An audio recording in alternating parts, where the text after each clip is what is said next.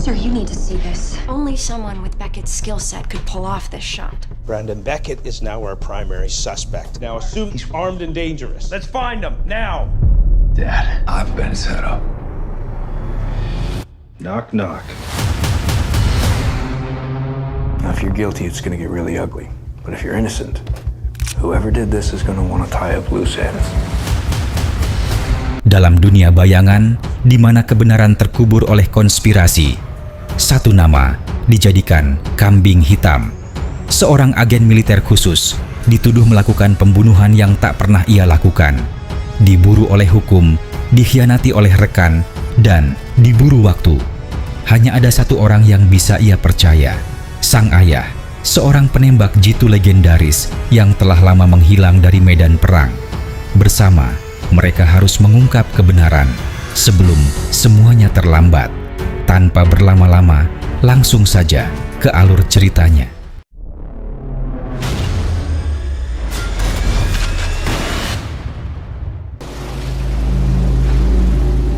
Cerita diawali dengan memperlihatkan seorang sniper wanita sedang melakukan persiapan untuk menembak sasarannya.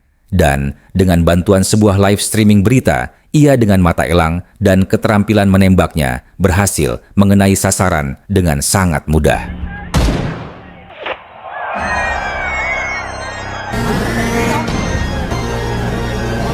Berlatar di Virginia, kita akan diperlihatkan dengan seorang agen CIA bernama John. Saat itu dia mendapatkan panggilan dari atasannya untuk segera mencari orang yang bertanggung jawab atas pembunuhan misterius terhadap seorang politikus dari Costa Verde bernama Bruno Diaz, sekaligus mencari tahu apa motif si pembunuh yang sebenarnya.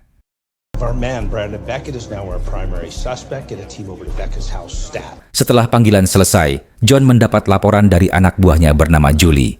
Terkait orang yang besar, kemungkinan adalah pelaku dari penembakan semalam, seorang pria bernama Brandon Becker, sniper handal yang baru saja pulang ke Amerika pasca melakukan dinas militer. Yang bertepatan dengan itu, seutas rambut dengan kecocokan DNA milik Beckett juga ditemukan di tempat si pembunuh melepaskan tembakan, sehingga memperbesar kemungkinan jika Brandonlah pelaku dari kejadian ini. Let's move now. Assume that Brandon Beckett is armed and dangerous. Dan inilah Brandon Beckett.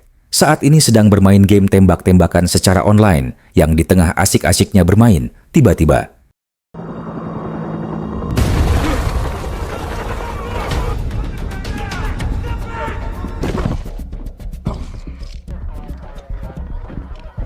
selain pihak SWAT yang menangkap Brandon, di tempat itu juga terlihat seorang wanita berpenampilan serba putih sedang mengawasi penangkapan tersebut. Dan setelah wanita itu mengeluarkan sesuatu dari dalam tasnya, ia seolah memberitahu kita jika dirinya adalah orang yang saat ini menjebak Beckett.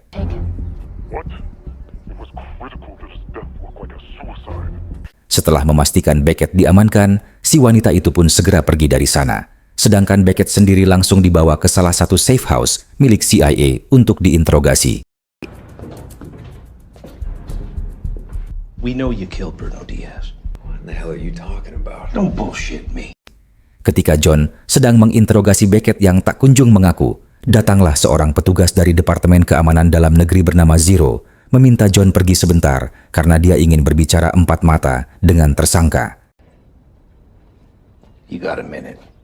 Setelah John pergi, Zero yang tahu jika Beckett tidak bersalah pun memintanya untuk tetap bersabar sementara waktu karena dia sendiri akan mencari fakta tentang sosok pembunuh yang sebenarnya.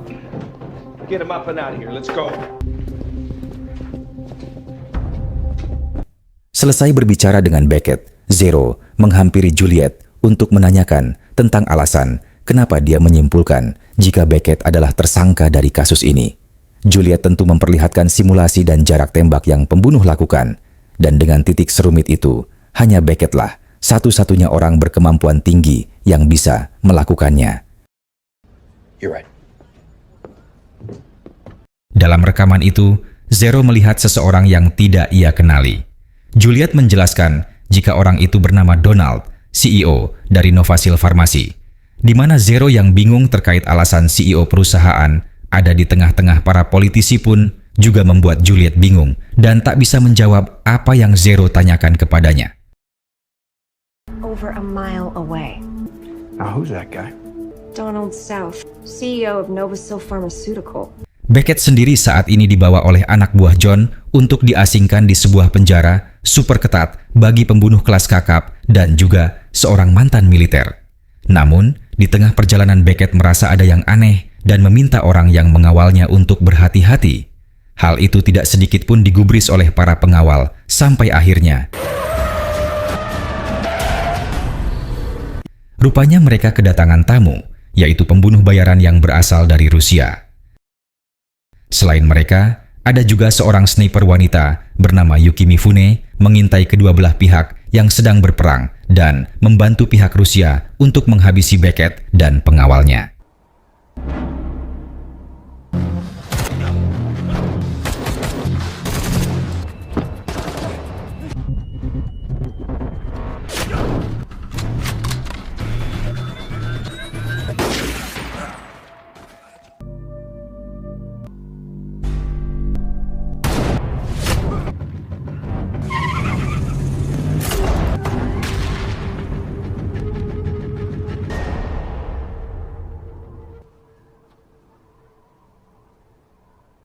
Di San Francisco, California, Zero menemui Donald tepat ketika dia akan makan malam bersama selingkuhannya untuk menanyakan terkait alasan kenapa dia ada di acara para politisi tepat ketika Bruno ditembak.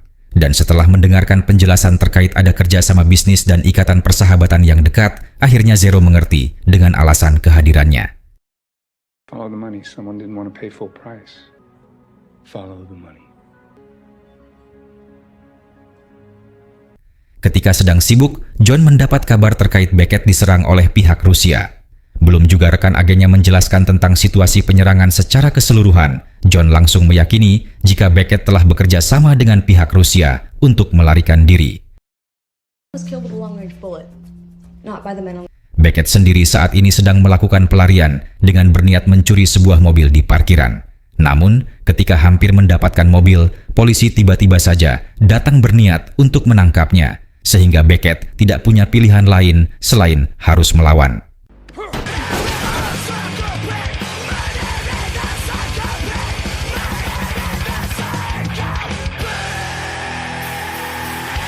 Sementara itu, Zero menghubungi Juliet untuk meminta bantuannya mencari sesuatu terkait kejanggalan di perusahaan Novosil, di mana Juliet memaparkan jika 1 bulan lalu, akuntannya yang bernama Josh telah melakukan sebuah pelanggaran yang membuat alarm perusahaan menyala, mengakses sesuatu di luar teritorialnya. Dan ketika polisi datang untuk melihat keadaan, kepala keamanan menolak mereka. Bahkan tak dibiarkan meski hanya memasuki gedung. Selanjutnya, Zero pergi ke perusahaan Novosil untuk menemui Josh. Namun dia malah dicegat oleh ketua keamanan perusahaan bernama Phoenix yang seolah tidak memperbolehkan Zero untuk menemui akuntan perusahaannya. Di sana, Zero menanyakan terkait alasan kenapa si akuntan membuat alarm perusahaan berbunyi. Phoenix menjelaskan jika pada malam kejadian, Josh yang saat itu sedang mabuk harus kembali ke perusahaan karena dompetnya ketinggalan. Karena kondisinya masih dalam keadaan mabuk, ia malah masuk ke ruangan yang salah, tempat yang tak boleh dimasuki, memicu alarm dan membuat keadaan semakin kacau. Namun, beruntung Phoenix masih berada di kantor dan berhasil meluruskan kesalahpahaman itu, termasuk kepada para polisi. Thank you for your time, Mr. Phoenix. Kemudian Zero kembali menghubungi Juliet untuk menanyakan siapa Phoenix yang sebenarnya. Dan setelah ditelusuri, tidak ada data konkret terkait orang tersebut. Namun, meski begitu, Juliet menemukan beberapa data dari 5 tahun yang lalu terkait sebuah transaksi yang dilakukan oleh orang itu. Dan ketika sedang asik menelepon, dia malah ketahuan oleh John, membuatnya sangat marah dan meminta agar Juliet menyambungkan telepon dari Zero ketika dia kembali menghubunginya. I'm not sure. So the next time he calls, you patch him through to me. Did you understand? Yes, sir. Good. Juliet langsung mengirim pesan kepada Zero yang belum tersampaikan. Ia memberitahu terkait satu pihak Rusia yang berhasil selamat ketika dia membajak Beckett, dan orang itu sedang dirawat di rumah sakit tak jauh dari lokasi Zero saat ini. Informasi berharga itu tentu Zero manfaatkan dengan langsung mendatangi orang yang dimaksud. Dia mengeluarkan rencananya ketika dihalau oleh Pak Polisi. Dan untuk dokter yang berjaga, Zero sempat mengeluarkan senjatanya karena dia tahu jika dokter itu tidak akan pernah membiarkan dia mengganggu pasiennya. Zero meminta agar dokter segera membangunkan pasien. Dan setelah pasien bangun, Zero langsung to the point dan memintanya jujur terkait siapa orang yang menyuruhnya melakukan pembunuhan.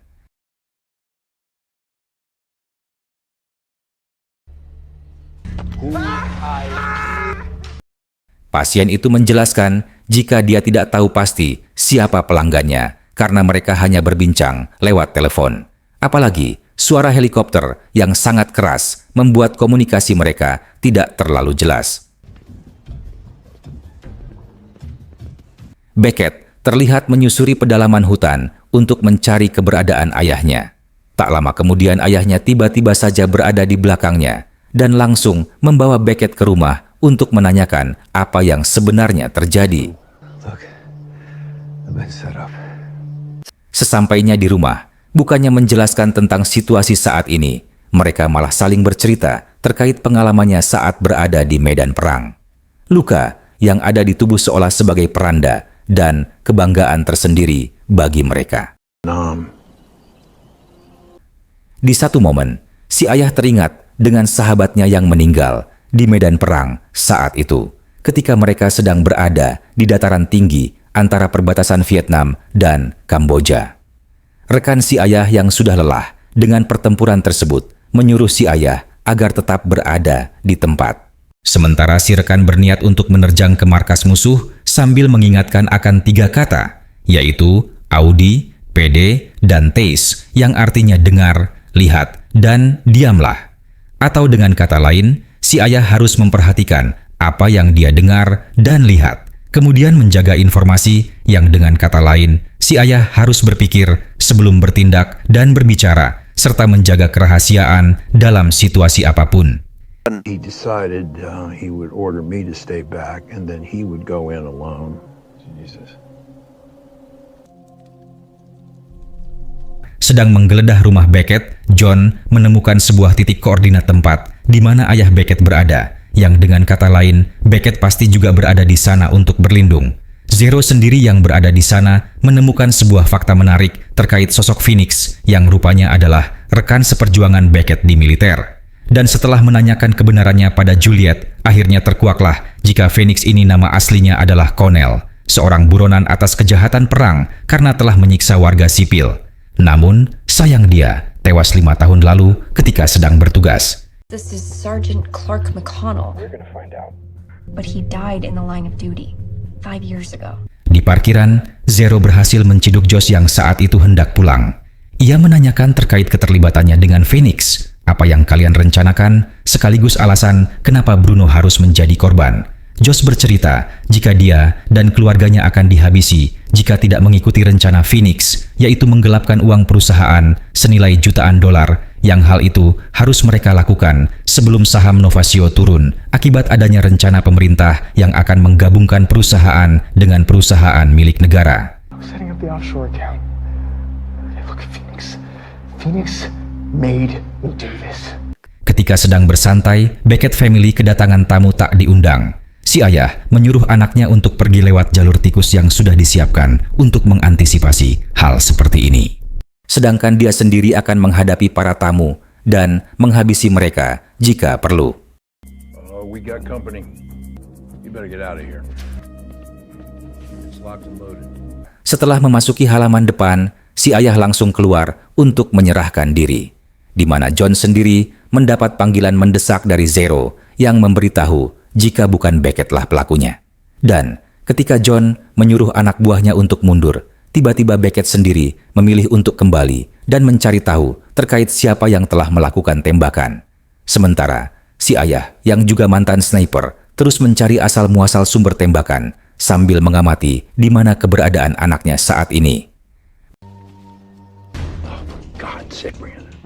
Beckett menemukan sebuah saung rangon tempat ayahnya menyendiri dan langsung menaikinya agar terhindar dari pantauan si sniper, membuat si sniper misterius merasa terancam karena saat ini dia diapit oleh 2 orang profesional, dan jika posisinya berhasil ditemukan, maka kematiannya tidak dapat dihindarkan lagi.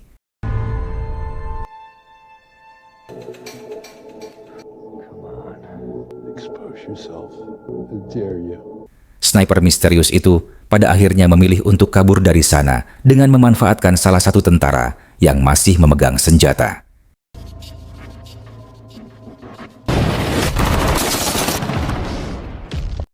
Mendengar suara kuku dari balik semak-semak, Beckett dan si ayah akhirnya berpisah untuk mengepung sniper itu, di mana lokasi sniper misterius yang rupanya adalah Yuki Mifune berhasil diketahui oleh si ayah tepat beberapa detik sebelum ia menembak sang anak. Mendengar tembakan tersebut, Beckett segera pergi ke sumber suara untuk melihat apa yang sebenarnya terjadi. Setelah melihat Yuki hendak melarikan diri, ia dengan cepat mengejarnya.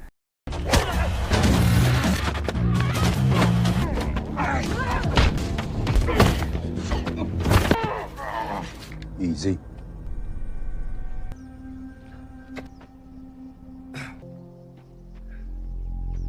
Zero sendiri ke rumah Phoenix untuk bertamu. Namun karena di sana tidak ada orang, ia sebagai tamu yang baik membuka sendiri pintu rumah, kemudian menggeledah rumah tersebut berharap menemukan sesuatu yang menarik. Zero mendapati sebuah kunci dari dalam laci. Ia yang berpikir jika itu adalah kunci brankas pun lantas mencoba untuk membukanya. Namun sayang kuncinya terlalu besar untuk membuka brankas tersebut. Dan ketika akan menembak untuk membukanya, Zero tak sengaja melihat bekas Phoenix mengangkat dipan, sehingga ia yakin jika di balik kasur terdapat sebuah kotak yang bisa ia buka dengan kunci. Brandon Beckett. Water taxi. Merasa cukup dengan informasi itu, Zero langsung pergi ke sebuah dermaga untuk naik taksi yang sebelumnya Phoenix gunakan. Dan setelah menanyakan sebuah pulau yang ada landasan helikopternya, Zero pun langsung berangkat ke sana saat itu juga. Setelah berhasil menangkap Yuki, Beckett lantas menghubungi pihak CIA dengan menggunakan kamera tim SWAT yang sudah meninggal. Ia melaporkan jika dirinya tidak bersalah sekaligus menunjukkan siapa sebenarnya orang yang telah menghabisi Bruno Diaz beberapa hari lalu. We'll be here waiting. Juliet segera mengidentifikasi orang yang saat ini Beckett tahan. Dan setelah mendapatkan informasi terkait Yuki yang memiliki julukan Lady Death Jepang, akhirnya John pun percaya apa yang dikatakan Beckett dan kembali mencari tahu apa keterkaitan antara Lady Death dengan kematian Bruno. Need a connection between Lady Death and Bruno Diaz. Tak lama kemudian, tim SWAT susulan sudah sampai di rumah si ayah dan langsung membawa mereka bertiga memasuki safe house di mana Beckett sendiri kembali ditahan untuk diinterogasi. Namun tak lama, dia langsung dibebaskan karena tidak adanya bukti kuat yang menjadikannya seorang tersangka. You were just doing your job, Agent Franklin. Beckett yang penasaran dengan alasan kenapa Bruno harus mati mendapat jawaban dari Juliet terkait sebuah penggelapan uang yang akan dilakukan oleh Phoenix atau mantan rekan kerja Beckett ketika masih di militer, di mana ia akan menggelapkan uang ketika perusahaan Ovasil digabungkan dengan perusahaan milik BUMN, memasukkannya ke rekening luar negeri agar aksinya samar dan tak terlacak. Look familiar? He's dead. Not anymore. Ketika Yuki akan dibawa ke penjara, Beckett meminta John agar tidak melakukannya terlebih dahulu. Karena dengan bantuan Yuki, mereka bisa mengeluarkan Phoenix dari persembunyiannya. Karena satu hal yang ia tahu, Phoenix sangat ingin menghabisi Beckett akibat dendamnya ketika mereka masih berada di medan perang. Revenge is just why he's trying to hang this on me. Let's make him think she's still out there trying. This will work. Pada akhirnya Yuki kembali ke tempatnya semula untuk diajak bekerja sama. Yuki sendiri bersedia mengikuti drama yang dibuat oleh Beckett dengan satu syarat. Dirinya harus kebal hukum meski telah melakukan pelanggaran yang sangat berat. I'm supposed to kill you. Setelah John menerima tawaran tersebut, Yuki langsung menghubungi Phoenix untuk meminta bayaran atas pekerjaannya, di mana ia meminta bertemu untuk melakukan pertukaran, yaitu Phoenix akan mendapatkan Beckett yang masih hidup, sedangkan Yuki akan menerima bayaran atas pekerjaan yang sudah ia lakukan. I'll give you Beckett when you give me the money. Ketika sedang menelepon, Phoenix tak sengaja mendengar suara seseorang dari luar, yang ternyata orang itu adalah Zero yang baru saja sampai ke sana dan tak menyadari jika dirinya sudah ketahuan. Dan ketika Zero baru menyadari jika saat ini dia sedang berada di rumah Donald, tiba-tiba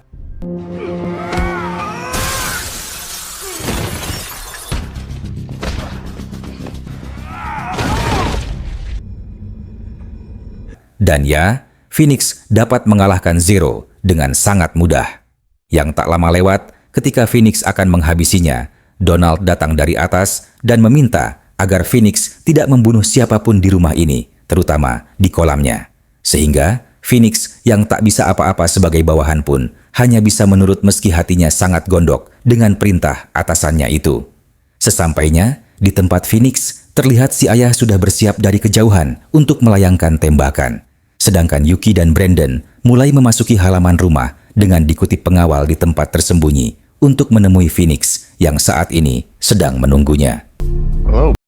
Menyadari ada yang tidak beres, Phoenix langsung menembak Yuki saat itu juga, di mana Beckett yang sudah lepas dari borgol langsung bertarung 1 lawan 1 dengan mantan rekannya itu. Seperti hanya Zero, Beckett juga dapat dikalahkan dengan mudah.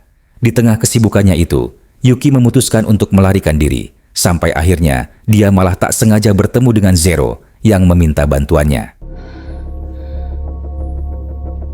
Ketika Beckett sedang terdesak, dia meminta ayahnya untuk melepaskan tembakan, di mana posisi Beckett saat ini mengingatkan dia dengan kenangan masa lalu ketika masih berperang dengan sahabatnya, sehingga Beckett yang tak ingin kehilangan Phoenix mengingatkan 3 kata, yaitu Audi, Vidi, dan Taze, seperti yang dulu sahabatnya ucapkan.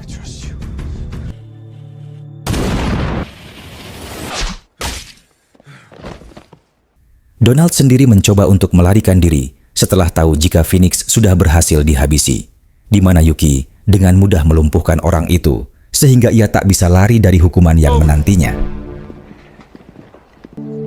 Thank you. Actually, she did.